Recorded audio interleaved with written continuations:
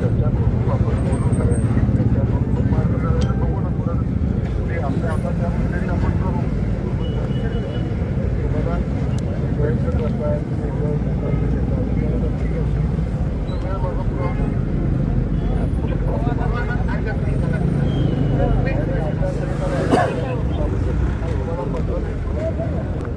तुम्हाला पत्र लगेच तुम्ही बैठक तर करू आपण. आता प्रश्न सोडवायचा आपल्या हातात आहे का, आपण प्रयत्न करू आणि मग पुन्हा प्रयत्न पण चेंज येतो ना. तुम्हाला पत्र देतो लगेच, पत्र पाठवून लगेच मॅनेजच्या मोबाईलवर आणि आपण बैठक करू आणि मग पुढं करू. हॅलो, हो ठीक आहे, हो चालेल सर. तुम्ही पत्र आले आता पत्र देतो मी.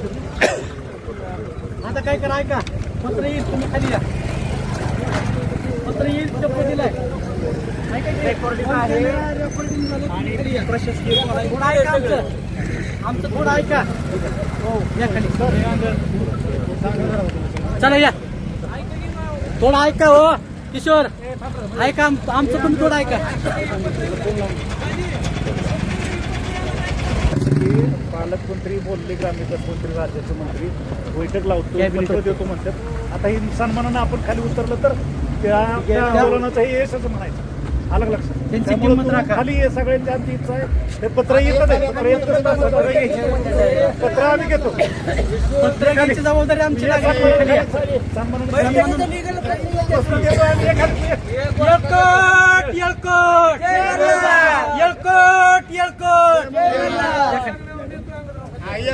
खाली घेते पत्र. किशोर पत्र देत काय का या. चला या या या या या चला इकडून पाठीमाग नाही या. शिडी लावायची का आता? साफ सुथरा हो. शिडी लावायची का? शिडी लावायची. लावा लावा. चक्कर यायला लागली त्याला म्हणते.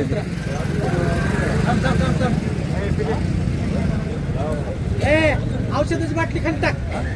बाटली खाली टाक. बाटली खाली टाक. इकडे इकडे टाक. खाली टाक. खाली टाक की. कुठे गेले ते? चक्कर येते का विचारा. चक्कर येते का? गाडीवाली कुठे? थोडं खाली खाली बसा 2 मिनिटं. त्याला काय ते शिडी लावायला हवा आणि वर पाठवा दोघं जण. शिडी लावायला उतर देत खाली.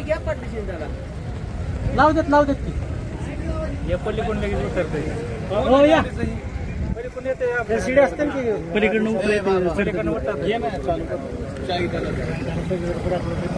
हो या.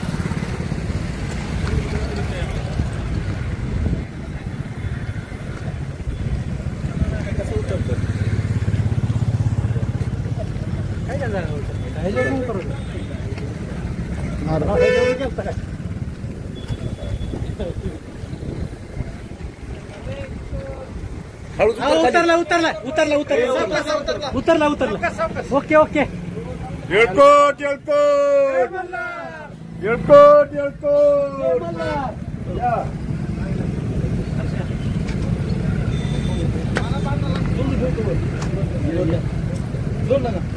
तिकडे घ्या पाहिजे आता इथून तिकडे अगोदर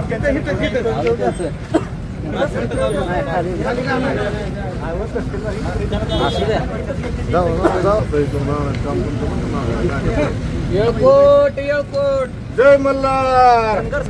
2014 च्या अगोदर भारतीय जनता पार्टीला देवेंद्र फडणवीसांना नरेंद्रभाई मोदींना धनगर समाजावर होणारा अन्याय दिसत होता, पण तिथून पुढे त्यांना दिसेना, कारण त्यांचं सरकार आलं. त्यावेळेस देवेंद्र फडणवीसांनी शब्द दिला होता धनगर समाजाला, एसटी आरक्षणाच्या अंमलबजावणीचा प्रश्न मिटवतो. नरेंद्रजी मोदी साहेबांनी सोलापुरात देखील शब्द दिला होता धनगर समाजाला.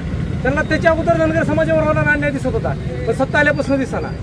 त्याच्यानंतर गेल्या मागल्या काही 1 महिन्यापूर्वी मी मुख्यमंत्र्यांना 10 दिवसात 10 लाख मेल अशी मोहीम राबवली होती. हे मेल करत असताना संपूर्ण महाराष्ट्रातील जवळपास 12 लाख धनगर समाज बांधवांनी मुख्यमंत्र्यांना मेल केले, परंतु आजपर्यंतही मुख्यमंत्र्यांचा काही मेसेज आला नव्हता, त्याला रिप्लाय आला नव्हता. म्हणून आज मला आत्महत्या मी करावी असं सरकारने प्रवृत्त केलं होतं, परंतु पालकमंत्र्यांनी या ठिकाणी फोन केला, माझ्याशी संवाद साधला, मिटिंग लावतो म्हणले, मुंबईला या. त्याच्यानंतर खाली आलो. काय कधी मीटिंग लावणार वगैरे काय असं आश्वासन दिले का? पत्र पाठवतो म्हणले, आता पत्र येते थोड्या वेळात. बरं, काय कुणाचा संवाद झाला या आंदोलनावेळी? या आंदोलनावेळी सन्माननीय गोपीचंदजी पडळकर साहेब, महादेवजी जानकर साहेब आणि संघर्ष योद्धा सन्माननीय दीपकजी बोराडे साहेब यांच्याशी संपर्क साधला गेला. नक्कीच प्रत्येक समाज आपल्या आपल्या हक्काची लढाई लढत आहे. मराठा समाज असेल, धनगर समाज असेल, या आंदोलकांना प्रत्येकाने आपापली लढाई लढली, वादात न पडता. सरकार दुपळी निर्माण करायचं काम करते, ते होऊन देऊ नये. दरवेळेस इलेक्शन जवळ आलं की धनगर आरक्षणाचा मुद्दा तापवला जातो. इथलं पुढे चेंज दिसेल. आता कायम 2-4 वर्ष तापवणारच. कारण नेहमीच आज जसं तुम्ही सांगता आश्वासन मिळालंय, अशी आश्वासनं बारामतीत आंदोलन केली असता, मुंबईत आंदोलन केली त्यावेळेस देखील मिळालेली आहेत. नेहमी तोंडाला पानं पुसण्याचा प्रकार झालेला. बदल दिसेल ना आता निश्चित इथनं महाराष्ट्रात पेटू, सगळ्या महाराष्ट्रात ही चळवळ उभी राहणार. आजच्या दीपक भाऊ असतील, आम्ही असतील, सर्व निर्णय करणार आहे. आता जी पालकमंत्र्यांशी बोलणं झालं तर तुमची मागणी पूर्ण होईल असं वाटतंय का? जर नाही झाली तर पुढची दिशा काय? नाही झाली तर जया भाऊंना मी फोनमध्ये रेकॉर्डिंग करून सांगितलंय, जया भाऊ कॉल रेकॉर्डिंग होतंय, जर समजा होत असेल तरच सांगा, नाहीतर पोकळ आश्वासन देऊ नका. जो कोणी या आंदोलनाला विरोध करणार मी त्याच्या विरोधात प्रचाराला जाणार. पुढे काय दिशा? तुमची मागणी होती देवेंद्र फडणवीसला बोलण्यासाठी, जयकुमार गोरे साहेबांनी बोलणं झाले, नंतर तुम्ही समाधान आहात का?